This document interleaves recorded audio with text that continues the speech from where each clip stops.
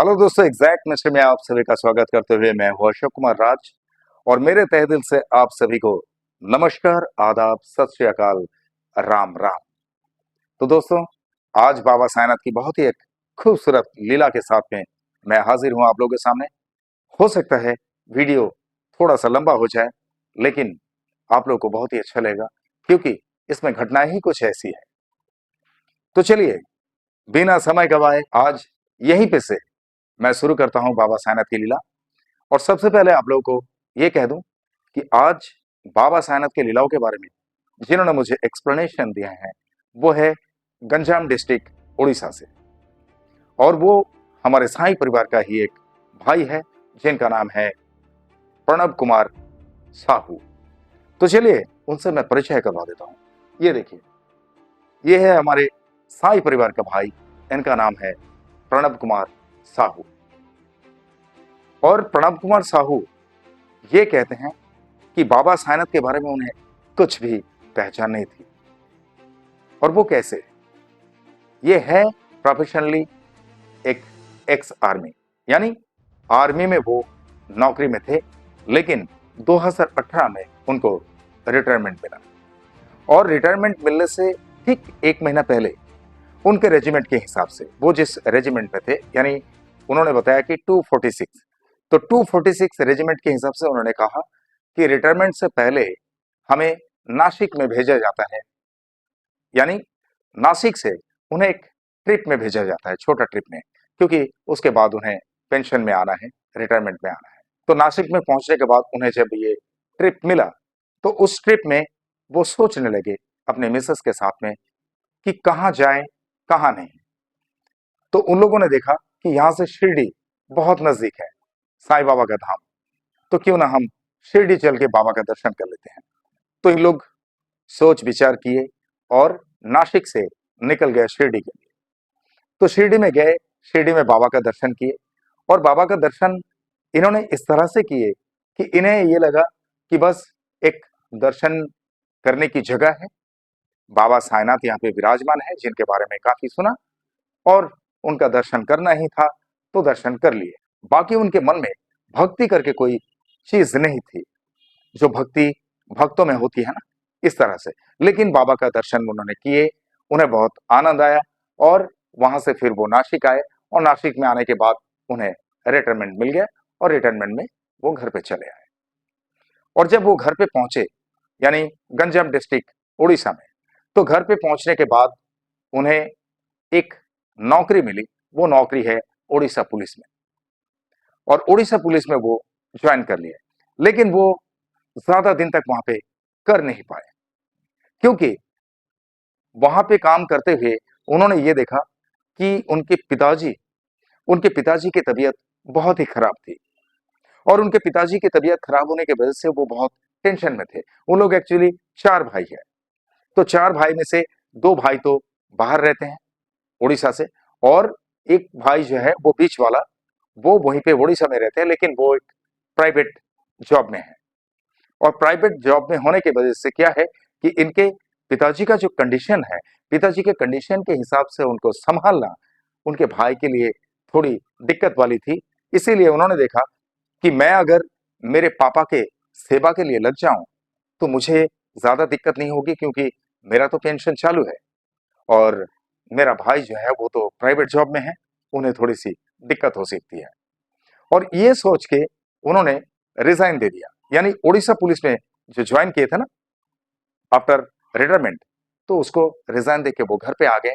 और उनके जो बीच वाले भाई के पास उनके पिताजी रहते थे, वहां से उनके पिताजी को घर पे लेके आए।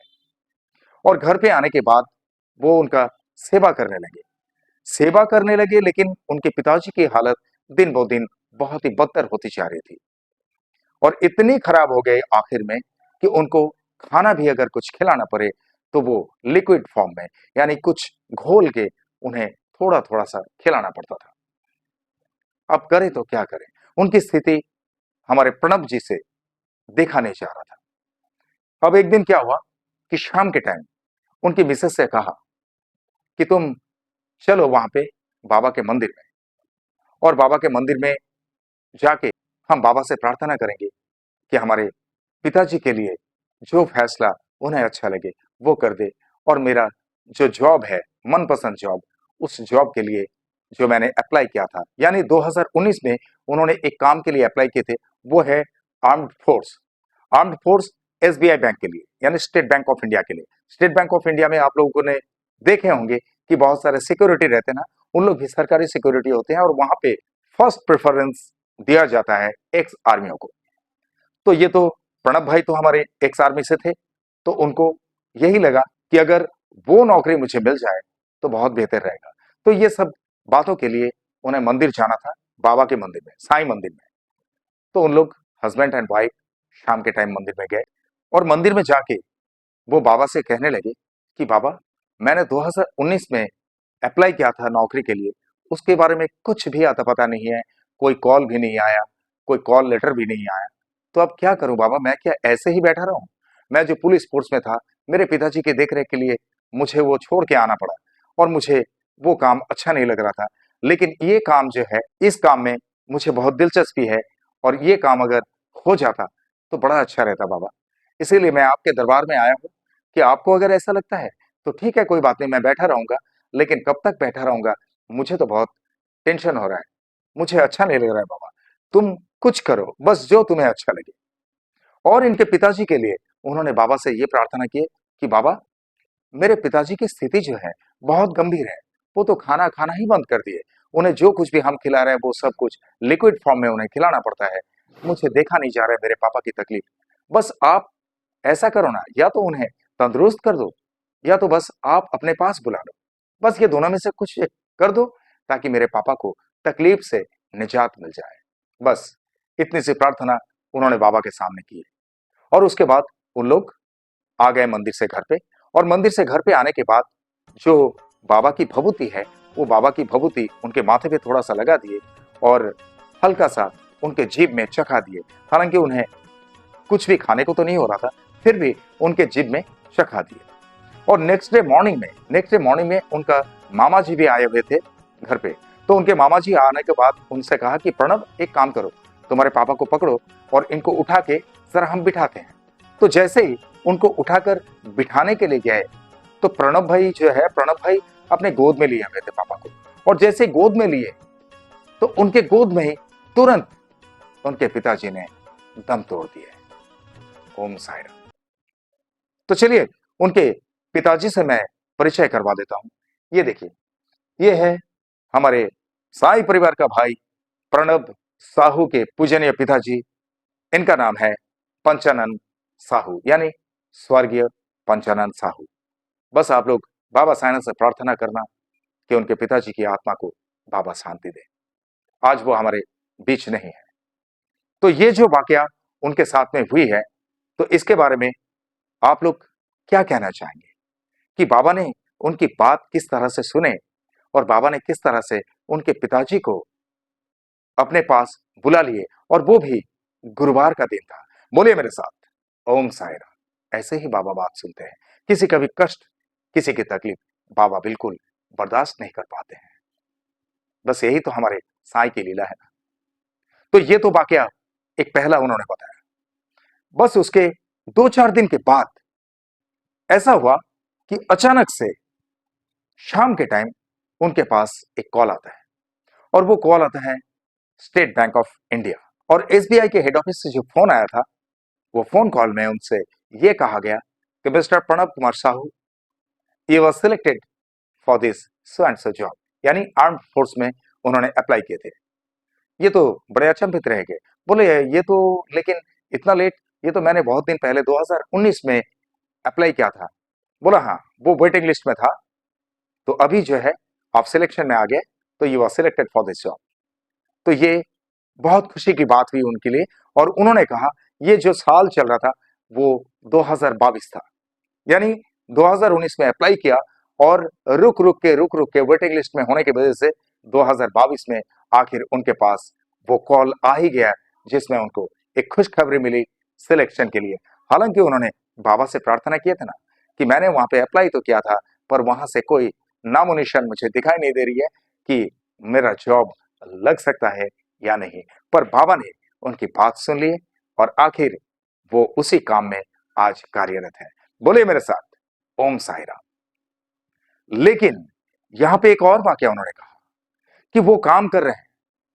जब ज्वाइन किया उन्होंने आर्म्ड फोर्स में, यानी एसबीआई बैंक के आर्म्ड फोर्स में, और उन्हें जो पहला पोस्टिंग मिला जॉब में एंट्री करने के बाद, वो जगह है मलकनगिरी डिस्ट्रिक्ट, यानी ओडिशा में मलकनगिरी डिस्ट्रिक्ट करके है, जो पूरी तरह से माओवादी से घिरा हुआ है। वहां पे बहुत ही खतरा भरा रहता है। और हालांकि ये बैंकिंग जॉब में है, बैंक सिक्योरिटी में है, आर्म्ड सिक्योरिटी, तो इन्हें बहुत ही खतरा लगा। उन्हें बिल्कुल दिल में बहुत घबराहट हो रही थी। तो उन्होंने मन ही मन बाबा साहब से प्रार्थना की कि बाबा, मुझे यहाँ पे बहुत घबराहट सी हो रही है, आप एक काम करो ना ऐसा कि मुझे ऐसे किसी जगह पे, किसी भी जगह पे मेरा पोस्टिंग कर दो, जहां पर कि मैं काम भी करता रहूं और मेरे आजू बाजू में आपका एक मंदिर भी रहे। बस मैं बड़ी खुशी खुशी वहां पे काम करूंगा।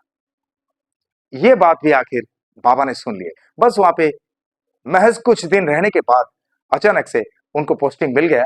और पोस्टिंग जहां पे मिला, जयपुर करके एक जगह है जो कोरापुट डिस्ट्रिक्ट उड़ीसा में स्थित है।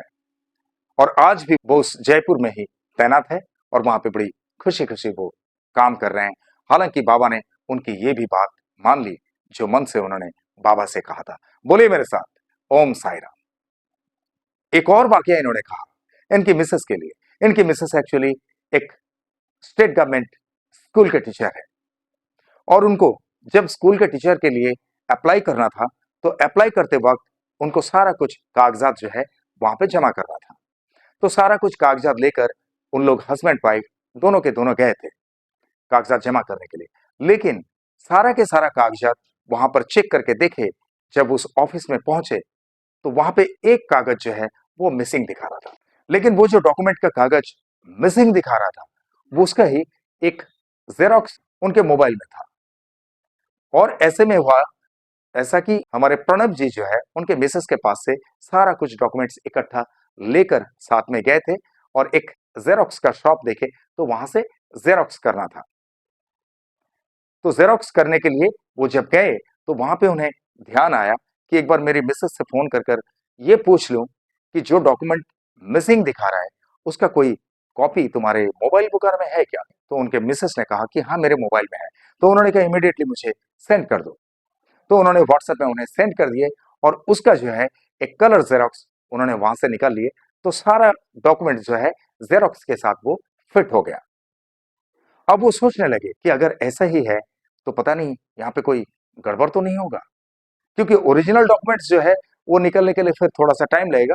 बट उन लोग जब छानबीन करेंगे तो वो ओरिजिनल है या वो फेक है, वो तो तुरंत उन लोग को पता चल जाता है, क्योंकि नंबर वगैरह बारकोड वगैरह सब सेम रहता है। एनीवे, वो ओरिजिनल जो है पेपर उनके पास सिर्फ मिसिंग था। अब क्या हुआ कि उन्होंने जेरोक्स तो करवा लिए। जेरोक्स करवाने के बाद उनके दिमाग में ख्याल आया कि हमेशा वो अपने पास बाबा साईनाथ की भभूति रखा करते हैं। जो शिरडी में गए थे ना, तो शिरडी से बाबा की भभूति जो मिली थी वो हमेशा अपने जेब में रखते हैं, और उस भभूति को अपने हाथ में निकाले और डॉक्यूमेंट्स के साथ में पकड़ लिए। और डॉक्यूमेंट्स के साथ में जैसे पकड़े वैसे ही वो चलते रहे ऑफिस की तरफ। और ऑफिस में जाने के बाद उनके मिसेस के हाथ में जब वो सारा डॉक्यूमेंट्स सौंप रहे थे, ऐसे टाइम पे उनके मिसेस से कहा कि तुम ये भभूति भी हाथ में रखो, और ये भभूति हाथ में ही रखना, इसके साथ में डॉक्यूमेंट्स को पकड़ के रखना। जब तुम डॉक्यूमेंट्स को जमा करोगे तब ये भभूति तुम्हारे हाथ में रहे और बाबा साईनाथ को स्वर्ण मिलेगा। बस कुछ नहीं होगा। बस इतना कॉन्फिडेंस प्रणब जी के मन में आया, और उन्होंने यही कॉन्फिडेंस अपने मिसेस को भी जाहिर कर दिया। अब उनकी मिसेस ने भी ऐसा ही किया सेम। जब वो डॉक्यूमेंट्स जमा कर रहे थे तो हाथ में वो भभूति पकड़ के रखे थे, और डॉक्यूमेंट्स जब जमा किए तो डॉक्यूमेंट्स जमा करने के बाद जो वहां पे एम्प्लॉय थे जो डॉक्यूमेंट्स चेकिंग करने के लिए जो जमा ले रहे थे, तो उन्होंने क्या किया, वो डॉक्यूमेंट्स को सिर्फ ऐसे ही देखते गए और उसमें सिग्नेचर करते गए। बस और कुछ पूछे नहीं, सारे के सारे डॉक्यूमेंट्स उन्होंने मिला लिए और साइन करके फिर उसको जमा कर लिए। और इनसे कह दिया, यानी प्रणब जी के मिसेस से ये कह दिया कि आप अब कॉल लेटर के इंतजार में रहिए, आपके पास जैसे कॉल लेटर आएगा तो फिर उसके बाद आपकी ज्वाइनिंग हो जाएगी, और उसके बीच में जितना भी ऑफिशियली क्राइटेरिया है वो सारा कुछ हम पूरा कर लेंगे।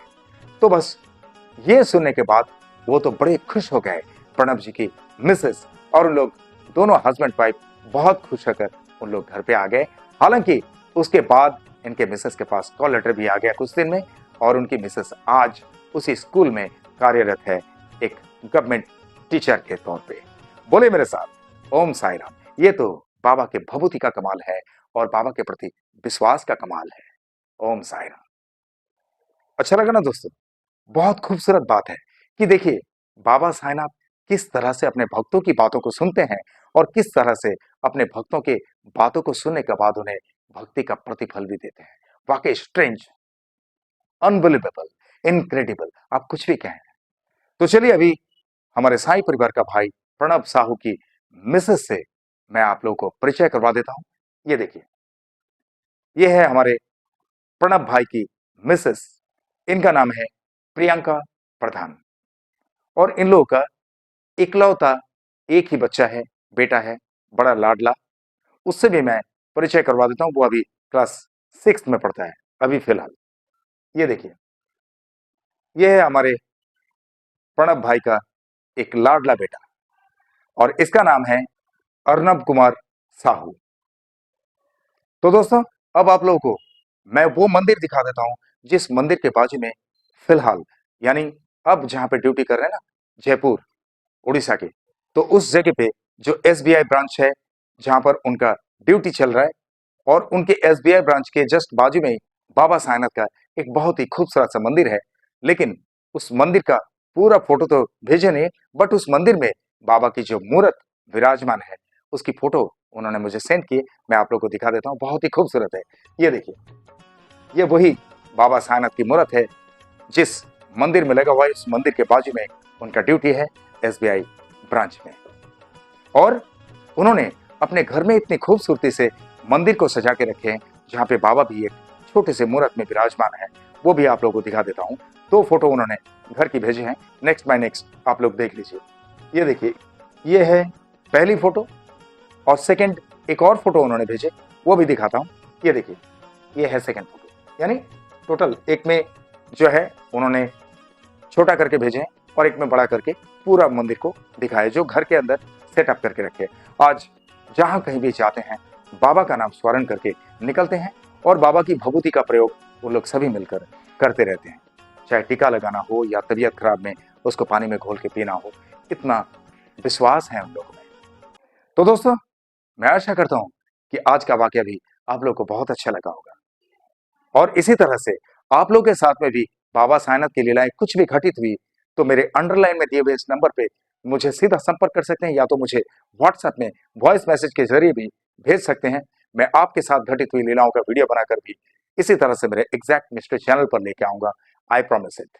और जिस तरह से आप लोगों ने मुझे प्यार देते आए हैं, जिस तरह से आप लोग मुझे प्यार करते आए हैं, इसी तरह से हमेशा आप लोगों के प्यार की जरूरत है। आप लोग का प्यार मेरे लिए सिर्फ प्यार नहीं, आप लोग का प्यार ही मेरे लिए आशीर्वाद है। आप लोग का प्यार हमेशा मेरे सर आंखों पे है। आप लोगों का प्यार और मेरे साईं की कृपा अगर मेरे साथ में हो तो I can do a lot of things. इसीलिए आप लोगों के दिल में एक छोटी सी जगह जरूर रखना जहां पर अशोक कुमार राज वो एग्जैक्ट मिस्ट्री हमेशा के लिए रह सके। ओके? और आप लोग जो भी मेरे इस चैनल में नए हैं, आप लोग मेरे इस चैनल को लाइक करें, शेयर करें, सब्सक्राइब करें एंड बेल आइकन को जरूर दबा दें ताकि मेरे एग्जैक्ट मिस्ट्री चैनल का हर एक वीडियो का नोटिफिकेशन आप लोगों तक सबसे पहले पहुंचे। और चलते चलते मैं इतना ही कहूंगा दोस्तों, बहुत ख्याल रखिए अपना, और जिस तरह से आप लोग बाबा साईनाथ पे भक्ति रखते हैं, इसी तरह से बाबा साईनाथ हमेशा आप सब पर अपनी कृपा दृष्टि रखे, हमेशा आप सब पर अपनी कृपा बरसाते रहे। ये मेरे तहे दिल से आप सबके लिए शुभकामनाएं। और जिस तरह से इत्मीनान से आप लोगों ने ये वीडियो देखे हैं, जिस तरह से अपना कीमती वक्त देकर ये वीडियो देखे हैं, इसके लिए आप सभी को मेरे तहे दिल से बहुत बहुत धन्यवाद के साथ ओम साई राम।